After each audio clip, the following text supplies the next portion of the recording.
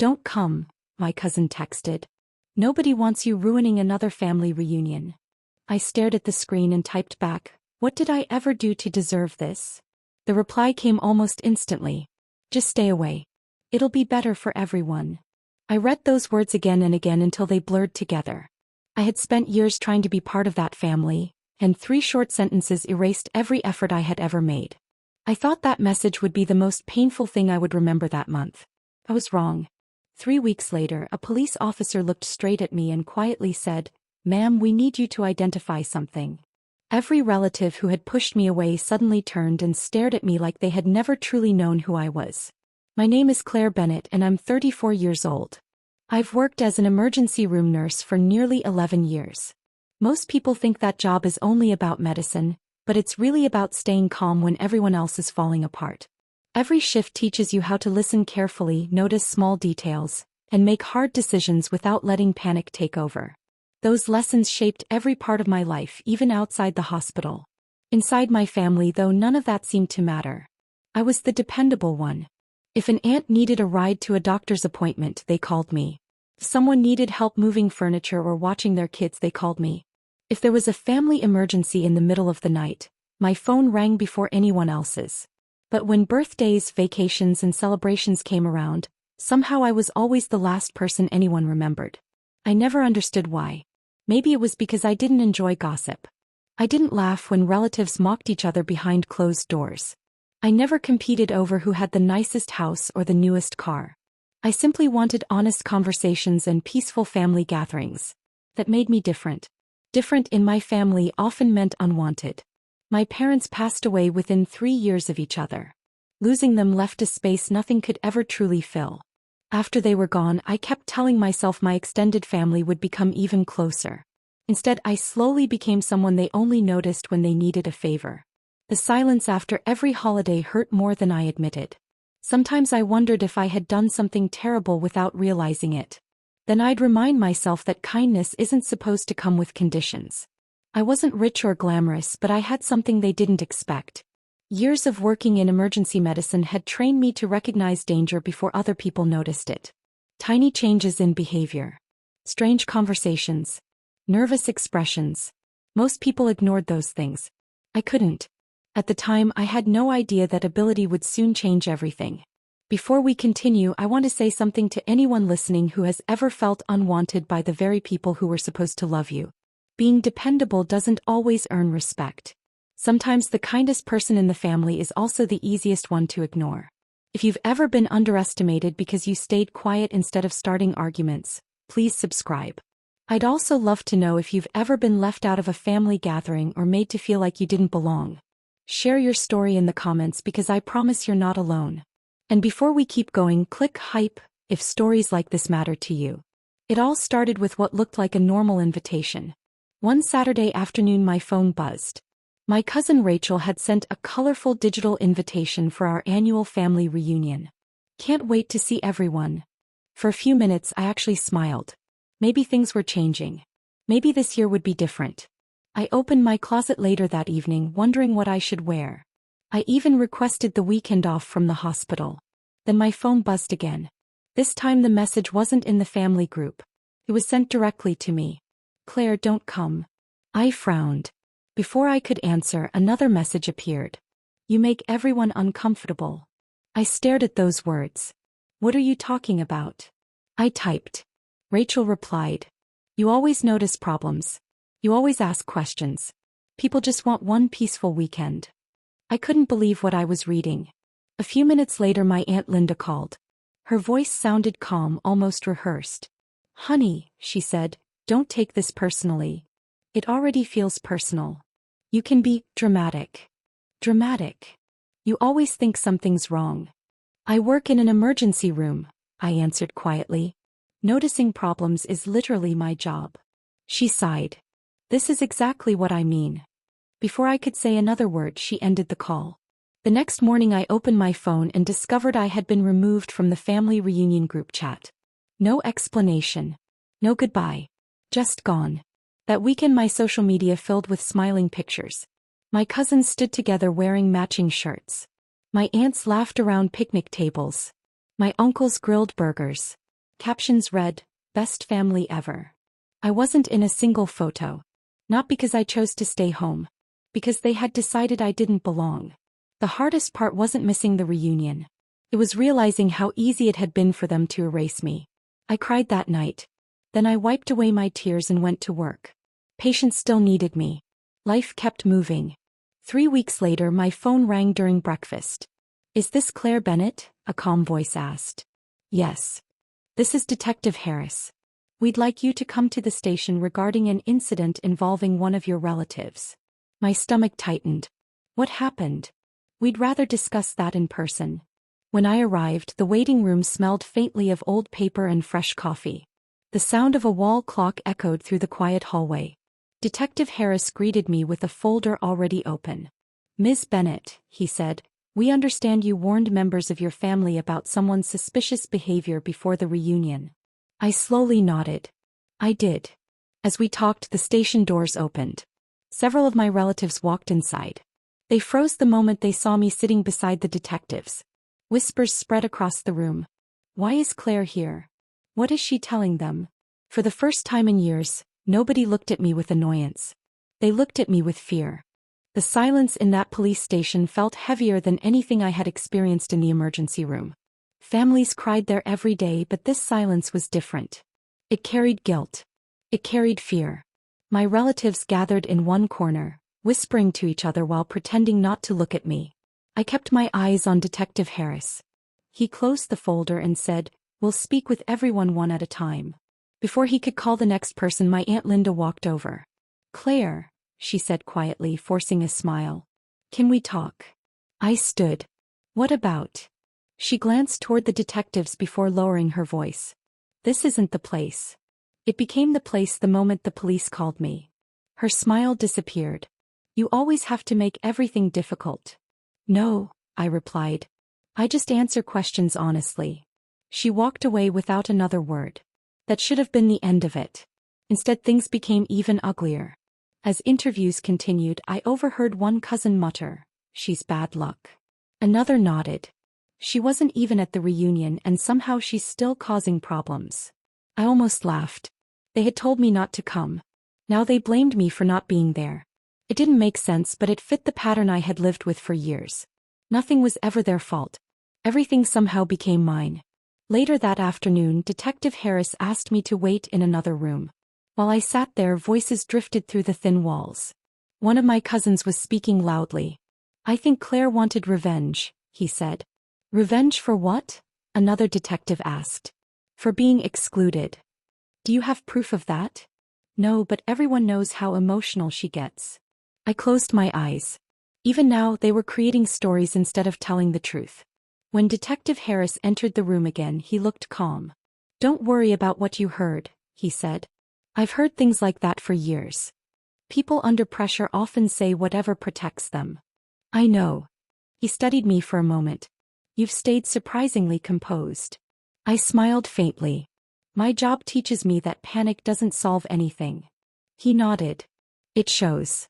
The interviews stretched into the evening. As I walked toward the parking lot, someone grabbed my arm. It was my cousin Rachel. "Please," she whispered. I pulled my arm back. "What?" "If they ask about those conversations before the reunion, just say you don't remember." I stared at her. "What conversations?" "You know exactly which ones." "I remember all of them." She looked around nervously. "You don't understand." "I understand more than you think." Her voice became desperate. "Please, Claire. We're family." I answered without raising my voice. "I'm not lying for anyone." She stepped backward as if I had slapped her. "You'll regret this." "No," I said. "I already regretted spending years trying to earn your approval." She turned and hurried away. Watching her leave reminded me of something that had happened several weeks before the reunion. I had visited my Uncle David's house to drop off medication after one of his surgeries. While I was there, I noticed another cousin, Ethan, acting strangely. His hands shook. He kept checking his phone. Every few minutes he walked outside to make short calls. When he came back inside, he smiled too quickly. Something felt wrong. Not dangerous enough to accuse him of anything. Just wrong. After I left, I called Aunt Linda. "I think Ethan's under a lot of pressure," I said. What do you mean? He's acting differently. She laughed. Claire, you're working too much. I'm serious. You're always looking for problems. I notice changes because that's what I do every day. Well, stop doing your job around family. I ended the call feeling embarrassed. Maybe she was right. Maybe I was imagining things. A week later I mentioned it again during another family conversation. Rachel rolled her eyes. There she goes. What? Our family detective. Several people laughed. Uncle David shook his head. Relax, Claire. I'm only saying he doesn't seem like himself. You're overthinking it. I stopped talking. There was no point. Every warning sounded like criticism to them. Every concern became another reason to call me dramatic. Now, sitting inside the police station weeks later, I remembered every one of those conversations. Every laugh. Every dismissal. Every joke at my expense. Those memories no longer hurt the same way. Instead, they made everything clearer. The detectives weren't asking random questions. They were following a timeline. And that timeline kept leading back to the warnings nobody had wanted to hear. Meanwhile, my relatives grew strangely confident. They acted as though the investigation would soon disappear. They chatted together outside the station. They reassured one another. This will blow over. They don't have anything. Claire can't prove anything. I watched them from across the parking lot without saying a word. For the first time in my life, I didn't feel the need to defend myself. Truth doesn't become stronger because you argue louder. It becomes stronger because it stays the same. That night I drove home with every conversation replaying in my mind. When I walked inside my apartment, I placed my keys on the kitchen counter and opened a drawer in my desk. Inside sat an old external hard drive. Next to it was a folder filled with printed emails. Another folder held screenshots. There were voice messages saved over several years. Not because I wanted revenge. Not because I expected this day. Because working in healthcare had taught me one simple lesson. Records matter. People forget what they say. Documents don't. What my family didn't know was that every cruel message they had ever sent, every voicemail they thought I had deleted, and every email they assumed was gone had been carefully saved. I had started doing it years earlier after realizing they often denied conversations that had actually happened. At first, it was simply a way to protect my own memory. Then it became protection for something much bigger. Among those files were recordings where relatives discussed changing their stories before speaking to investigators. There were screenshots showing people encouraging each other to leave out important details. There were emails proving I had repeatedly warned them about behavior they later claimed nobody had noticed. I never bragged about having those records. I never threatened anyone with them. I simply copied everything onto secure drives and left them untouched. The next morning I carried that folder to the police station. Detective Harris looked surprised. What's this? Everything I've kept over the years. He opened the first folder. His expression changed immediately. You saved all this? I believed accurate records mattered. He looked at another detective. We're going to need to verify every document. I expected that. Over the next several days they checked dates, phone records, email headers and voice recordings. I answered every question calmly. Meanwhile, I never told my family what I had handed over. When they called, I didn't mention it. When they sent nervous texts, I ignored them. They still believed I had nothing except my word. They had no idea the truth was already sitting inside the detective's evidence room, quietly waiting for the right moment. A few days later, Detective Harris called again. Miss Bennett, we'd like you to come in tomorrow morning. Is something happening? Yes. Should I bring anything? Just yourself. His voice was calm, but I could tell something had changed. The next morning I arrived early. The conference room was already full. Several detectives sat around a large table. My aunt, uncles, cousins, and a few other relatives were there too. Nobody smiled when I walked in. The room smelled faintly of coffee and printer paper. The only sound was the quiet hum of the air conditioner. Then someone walked in behind me. It was my hospital supervisor, Karen Mitchell. She had managed our emergency department for over 20 years. She smiled. You ready? I think so. You've done everything the right way. I hope that's enough. It usually is. Standing beside her was the attorney she had recommended. He shook my hand. We're only here to make sure the process stays fair. I nodded. That simple sentence made me feel stronger. Across the room I noticed Rachel whispering to Aunt Linda. They actually brought a lawyer? I told you she was bluffing, Aunt Linda whispered back. Karen heard them. She looked at me and quietly said, truth never needs to bluff. A few minutes later Detective Harris entered with another investigator carrying several folders. He placed them on the table. Thank you for coming, he said. We've completed our review of the evidence. Nobody spoke. He opened the first folder. Over the past several days we've verified phone records, emails, text messages and audio recordings. My relatives shifted uncomfortably.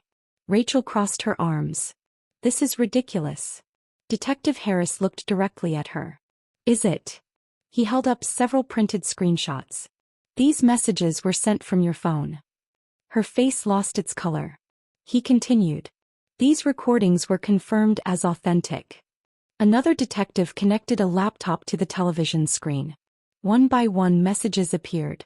There was the text telling me not to attend the reunion. There were emails where I warned family members about Ethan's unusual behavior. There were replies calling me dramatic. Then came the recordings. One voice said, if anyone asks, we all tell the same story. Another answered, don't mention Claire warned us. The room became completely silent. Rachel stood up. That's taken out of context. Detective Harris replied calmly. Then please explain the context. She couldn't. My uncle cleared his throat. I don't remember saying any of that. The investigator slid another document across the table. Your signature appears on this email sent the same day. He looked down. No answer. Karen folded her hands and watched quietly. She didn't need to defend me. The facts were doing that on their own. Another detective spoke. Several of you changed your statements during questioning. He placed 3 interview transcripts on the table. The timelines don't match. Aunt Linda suddenly looked at me. Claire. I met her eyes. I'm sorry. It was the first genuine apology I had ever heard from her. I didn't answer immediately. Not because I wanted revenge. Because I wanted to choose my words carefully. Finally I said, I spent years asking you to believe me. You laughed instead. Tears filled her eyes. We made mistakes. Yes, I replied. You did. Rachel tried one last time. You could have warned us. I looked at her in disbelief. I did. Nobody argued after that. Detective Harris closed the final folder. Our investigation found no evidence that Ms. Bennett acted improperly. He paused. The evidence instead shows repeated attempts by others to hide important information and coordinate false statements. Every person who had blamed me now stared at the table. Nobody could look me in the eye. The same family who had decided I wasn't welcome at a reunion had destroyed their own credibility without my help. I didn't insult them. I didn't celebrate. I simply stood up. Karen smiled proudly. You handled this with more grace than most people could. I learned that anger doesn't heal anything. She nodded. But honesty does. As I walked toward the door, Detective Harris stopped me. Miss Bennett. I turned. Thank you for keeping those records. I wasn't trying to win. I know, he said. You were trying to tell the truth. Outside, the morning air felt lighter than it had in years. For the first time in a very long time, I wasn't carrying the weight of proving myself. I no longer needed their approval. The investigation eventually ended with consequences for those who had tried to mislead the authorities. Some received legal penalties for providing false information. Others faced damaged reputations that would take years to repair. As for me, I went back to the emergency room. Patients still needed care. Families still needed comfort. Life continued. A few relatives reached out over the following months. Some apologized sincerely. Others apologized because they had no other choice. I accepted their words without pretending everything was fixed. Forgiveness and trust are not the same thing. I learned that lesson the hard way. Today my circle is smaller, but it's honest. The people around me value truth more than appearances. That is worth far more than forced family gatherings. Looking back, I don't think being excluded was the worst thing that happened to me. The worst part was believing I had to earn love by constantly proving my value. I don't believe that anymore. Sometimes the strongest answer isn't proving people wrong. It's refusing to become like them. If you've ever been pushed aside, blamed for something you didn't do, or treated like your voice didn't matter, I want you to know you're not alone. Share your story in the comments because someone else may need to hear it today. Subscribe if you believe truth deserves a place where it's welcomed, not ignored. Truth often takes longer than lies, but it lasts much longer. Click hype to help this story reach others who need it. Standing up for yourself is tough, especially when the people hurting you share your last name. If you've been through something similar, subscribe and become part of this community. Let me know this story helped by clicking hype. And tell me where you're watching from. I love seeing how far these stories travel. Thank you for listening, and I'll see you in the next story.